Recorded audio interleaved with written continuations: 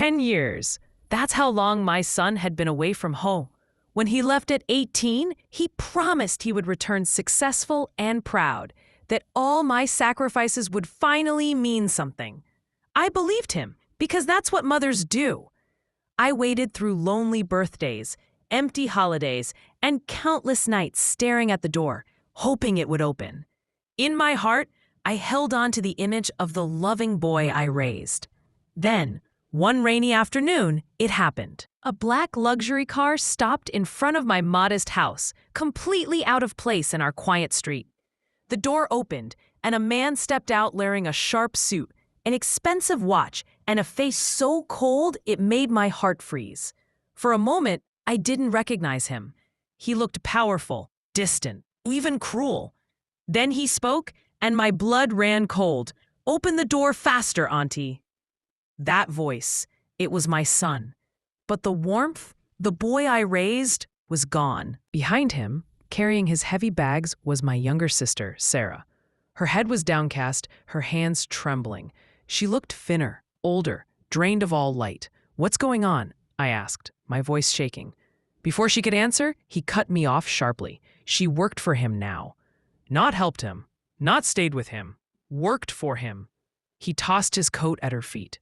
"Pick it up and iron it tonight." Sarah obeyed silently. When she bent down, I saw a faint bruise on her wrist. Memories rushed back. How she had raised him when I worked double shifts. How she had defended him and loved him like her own child. And now, he treated her like she was nothing. That night, I tried to comfort Sarah, but she flinched at my touch, afraid of upsetting him. She whispered that he had changed, that he was no longer my sweet boy.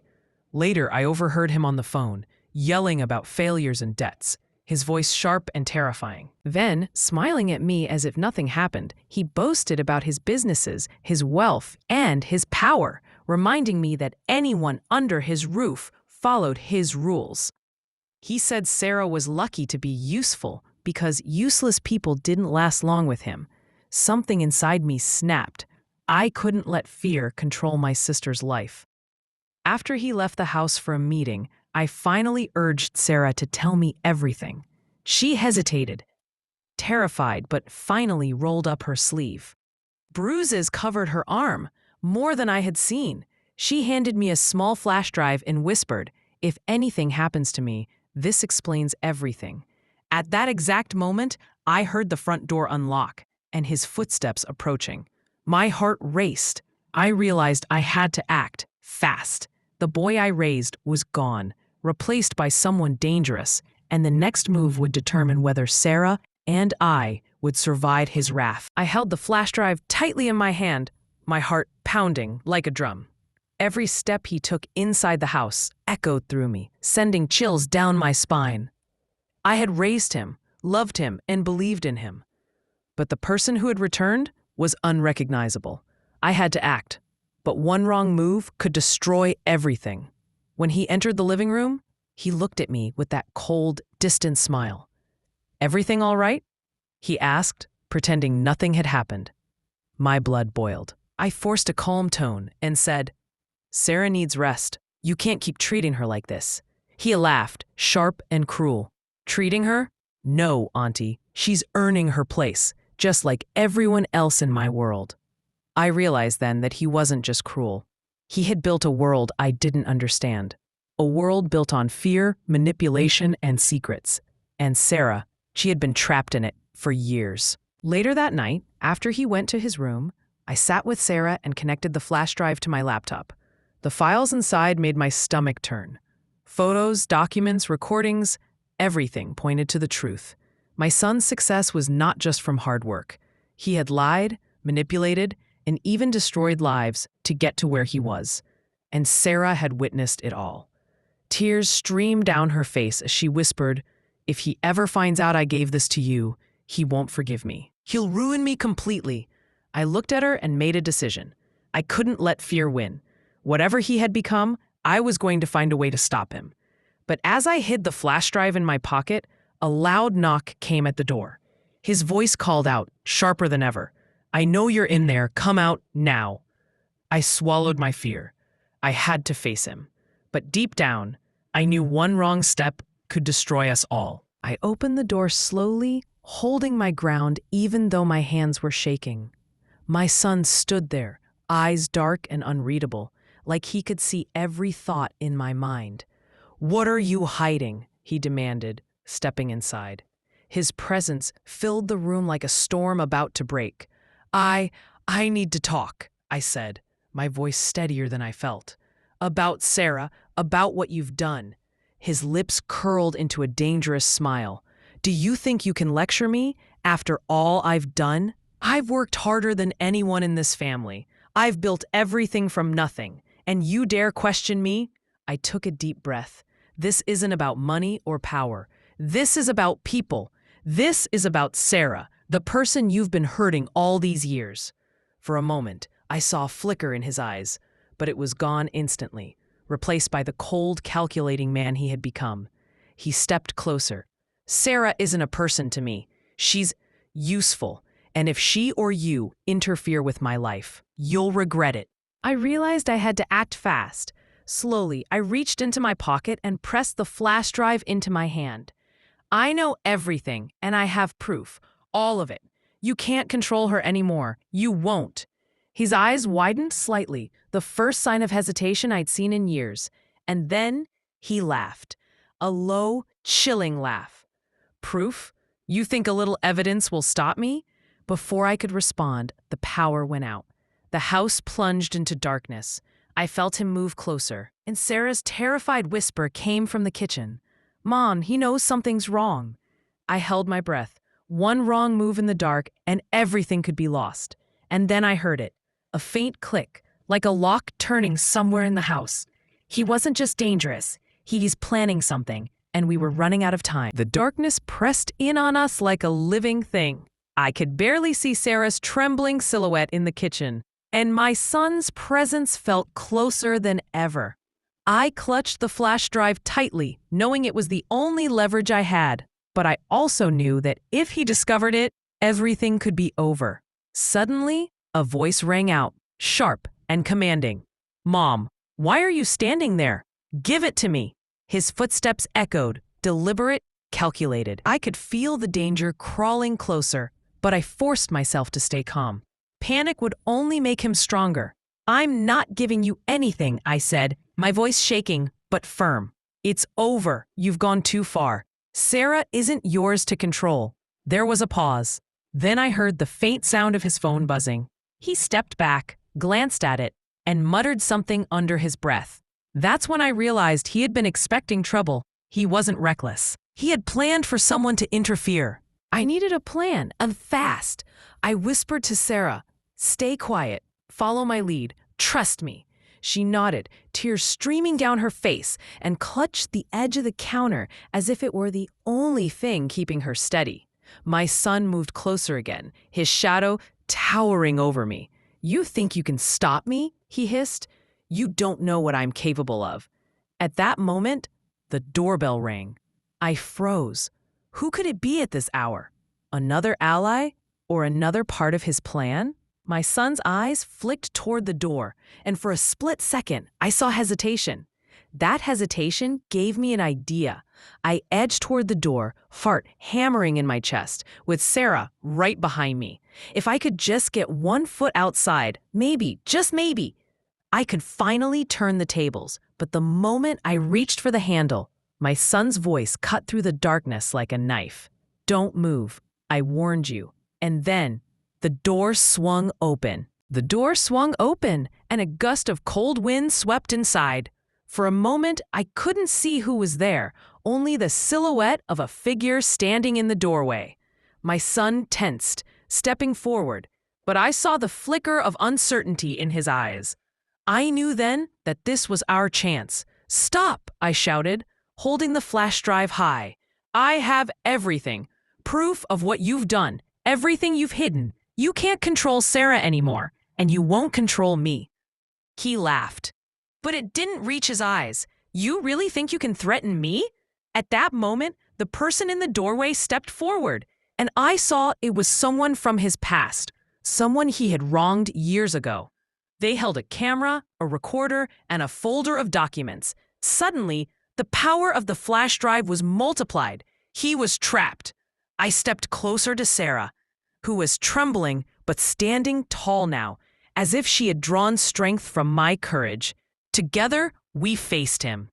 "You can't hide behind fear anymore," I said, my voice steady. "This ends tonight." He looked between us, and for the first time, I saw real fear flash across his face.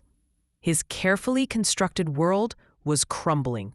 Every lie, every manipulation, every act of cruelty was about to be exposed. He made a move, an attempt to grab the flash drive, but it was too late. The person in the doorway stepped forward, blocking him. In that instant, my son realized that no amount of power or wealth could protect him from the truth. Tears streamed down Sarah's face as she whispered, "Thank you, Mom." I pulled her into my arms. We had survived his control, his manipulation, his darkness. And though the path ahead would be difficult, we knew one thing: we were free. And as my son stood there powerless, I finally understood the strength of love and courage. And that sometimes the greatest power a mother has is the courage to fight for her family, no matter how dangerous the enemy may be. After that night, I thought the worst was over. My son had been exposed. Sarah and I were free, or so I believed. For a few days, the house was quiet. Sarah started recovering, and I finally felt a sense of relief I hadn't known in years. But then, a letter arrived. No return address. Inside, a single sentence was written in his handwriting. "You think this is over? You've only scratched the surface." My stomach dropped. The flash drive, the recordings, the exposure, it hadn't stopped him. Someone this cunning never gives up, and I realized that he had left parts of his plan hidden, waiting for the right moment. That night, I checked the security footage on my phone, and my blood ran cold. A figure, disguised, had been near our house every evening after his exposure, silently watching. He hadn't gone anywhere. He had only changed tactics. I turned to Sarah, gripping her hand tightly. "He's not done. We need to be ready. And this time, we do it differently." A sense of dread mixed with determination washed over me. The son I raised was gone, but the man he had become, he would not break us again. Not if I could stop it. And somewhere in the shadows, I knew he was already planning his next move. Days passed, but the tension never lifted. Every sound made Sarah flinch. Every knock on the door sent my heart racing. I kept the flash drive close, but I knew my son was clever. He would have backups, contingencies, plans within plans. The realization made my blood run cold. Late one night, I heard a faint scratching at the window. At first, I thought it was a branch or the wind, but then I saw him, a shadow lurking outside, perfectly still, watching. My pulse spiked. He hadn't left. He was patient, calculating, waiting for the perfect moment to strike. I whispered to Sarah, "Stay in your room. Lock the door. Don't make a sound." She nodded silently, her face pale but determined. I grabbed the phone and called the one person I could trust, someone who had been wronged by him in the past. Within minutes, there was a knock at the door. It was them, someone who could finally help us outsmart him. Before we could discuss our plan, a crash came from upstairs. My son had broken into the house, and for the first time, I saw the depth of his obsession. He wasn't just trying to control us. He was trying to punish anyone who dared challenge him. I felt a mix of fear and fury. Years of waiting, years of pain, all came down to this moment. If I hesitated, it would be too late. But if I acted, maybe we could finally turn the tables. I clenched my fists, pressed the flash drive to my chest, and whispered, "This ends tonight." Outside, the shadow moved closer. Inside, our courage had to be stronger than his darkness. The house was silent, but the tension was unbearable. Every creak of the floorboards, every whisper of the wind sounded like a warning. My son was out there somewhere, lurking in the shadows, planning his next move. But this time, we were ready. Sarah and I had a plan. With the flash drive as our leverage and our unexpected ally by our side, we set a trap. We left the front door open just a crack, and I could hear his footsteps approaching. Slow, deliberate, confident. The man who had once ruled our lives with fear thought he still had control. "Come in," I called out, my voice steady. "It's over. You can't scare us anymore." He stepped inside, eyes scanning the room.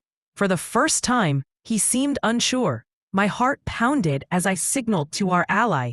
Suddenly, lights flickered on, cameras recording every movement, every word. The tables had turned. The proof of his manipulation, lies, and cruelty was finally in the open, undeniable. He froze, realizing the trap he had walked into. Rage flashed across his face, but there was no escape. "You think this ends here?" he snarled, but the confidence was gone. I stepped forward, holding the flash drive. "It does. This is the end of your control, your lies, your fear. You can't hurt us anymore." Sarah came beside me, standing taller than I had ever seen her. Together, we faced him, fearless. The man who had once ruled our lives with terror was now powerless, exposed to the world, and finally accountable. As he was taken away, I held Sarah close. Tears of relief and triumph flowed freely. The nightmare of the past 10 years was finally over, and in that moment, I realized that love, courage, and unwavering determination could overcome even the darkest shadows. We were free.